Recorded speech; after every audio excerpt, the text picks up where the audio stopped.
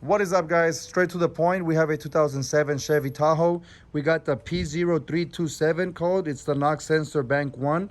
I'm going to show you the location and how to replace it. It's very simple on this Tahoe. You don't have to jack up the engine, but I'm going to do it just so I can give you guys a better angle. But if you use a jack, just make sure you put some jack stands for safety reasons. All right, guys, let's get to it. Let's go. All right, that's the jack.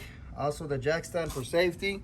To give you a better understanding, I'm on the driver's side. As you can see, you're gonna go right here underneath, and let me show you where the sensor is. It's really easy to replace. That's the sensor right there. This is the new sensor I'm going to put on. I'll be putting a link down below just in case you need to buy it. I get a small commission if you guys do. All right, right here, you're gonna press and pull on the sensor to disconnect. Like that. It's really simple. And now, using a 13mm socket right here, we're going to be removing this bolt right here. It should be super simple as well.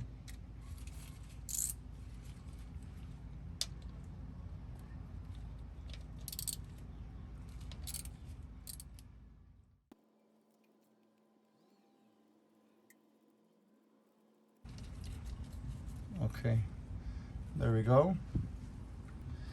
So out with the old and in with the new.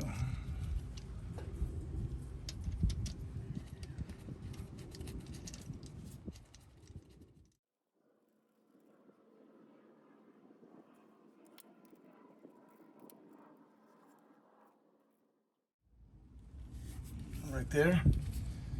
And now just connect the sensor back.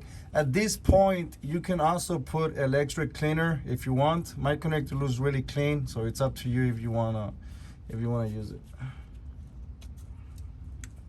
Right there. And that's pretty much it, guys.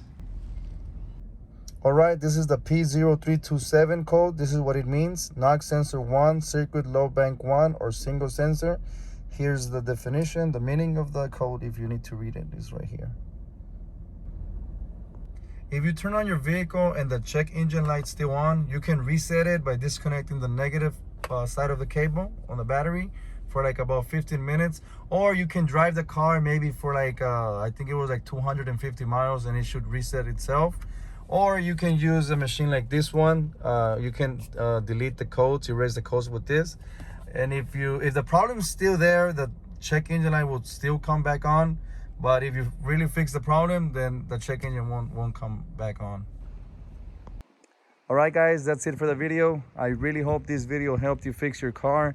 If it did, please consider subscribing to my channel. Like this video. Let me know down below in the comment section what you guys think. And stay tuned. I always post videos to fix cars. If you guys enjoy this content, please consider subscribing. And I'll see you in the next video. Thank you. Peace.